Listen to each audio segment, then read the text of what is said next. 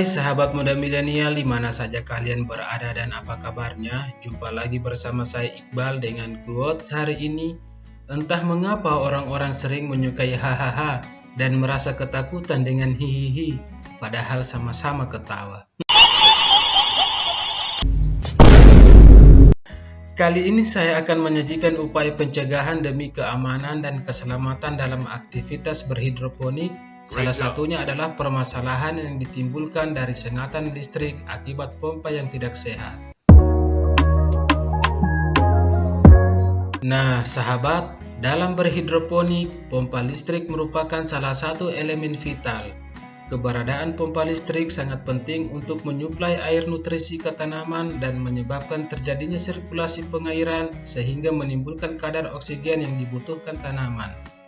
Khususnya pada sistem hidroponik NFT, DFT, rakit apung, vertigasi tetes, vertical tower, dan lain sebagainya. Sebagaimana benda yang digunakan dalam waktu yang berkala, pompa listrik akan mengalami gejala kerusakan yang mengakibatkan timbulnya sengatan listrik. Sebab, penempatan pompa yang tercelup dalam air sangat berperan dalam menyebarkan sengatan apabila tidak dilakukan upaya-upaya pencegahan. Maka dari itu, perlu menginspeksi kinerja pompa secara rutin serta mematuhi aturan keselamatan. Sangat penting untuk tidak menyentuh air sebelum mengecek aliran listrik setelah pompa dinyalakan. Caranya cukup mudah, yaitu dengan menggunakan obeng tes listrik. Jika ada lampu pada obeng menyala, maka cabut aliran listrik dan jangan sentuh apapun. Nah, sahabat, salah satu masalah yang diakibatkan kebocoran arus listrik disebabkan lapisan luar pada kabel yang telah rusak atau terkelupas. Bila lapisan luar itu menimbulkan komponen kabel di dalamnya terbuka atau telanjang, maka sangat dianjurkan untuk mengganti pompa yang baru karena sangat berbahaya.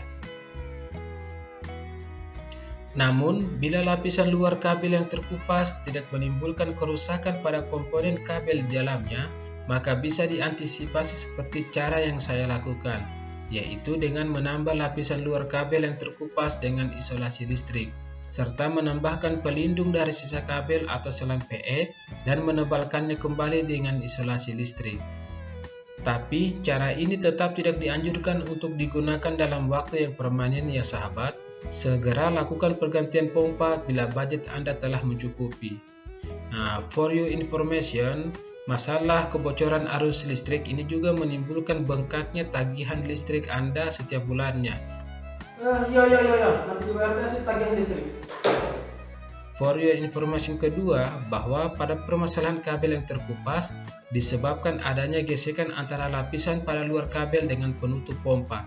Hal ini dikarenakan karena sikap kita lalai dalam penerapan pemakaian pompa, seperti menarik kabel untuk mengambil pompa yang ada di dalam bak penampung.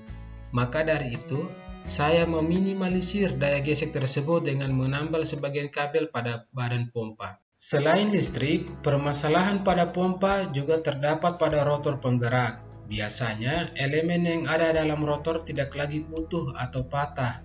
Selain itu, besi as pada rotor juga mengalami kebengkokan sehingga rotor sulit bergerak meskipun dalam keadaan dialiri listrik. Selain itu, karat dan korosi juga mengakibatkan elemen magnet pada rotor melemah, menyebabkan akselerasi perputaran rotor terhambat dan sulit berputar. Hal ini juga disebabkan panas berlebih dikarenakan mesin pompa berfungsi saat kehabisan air. Masalah seperti ini kadang-kadang menyebabkan gagal panen, khususnya bagi yang menerapkan sistem NFT. Sebab pompa tiba-tiba berhenti berputar, mengakibatkan tanaman menjadi layu karena tidak mendapatkan suplai nutrisi.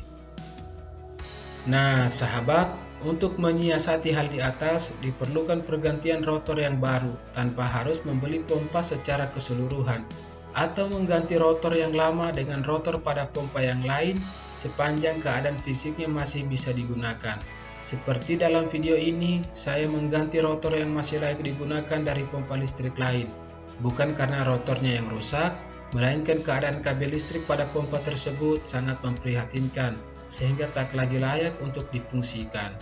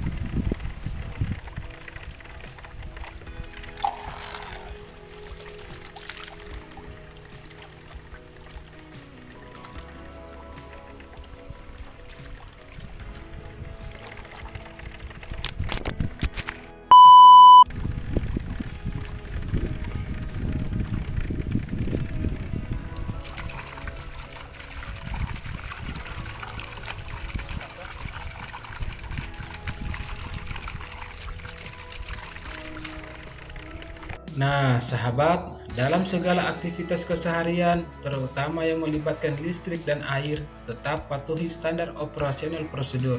Utamakan K3, keselamatan dan kesehatan kerja. Semoga tips ini bermanfaat. Silahkan klik like bila suka video ini, share bila bermanfaat, dan subscribe agar kamu mendapatkan pemberitahuan terkini untuk video selanjutnya. Serta tinggalkan jejak yang positif dalam kolom komentar.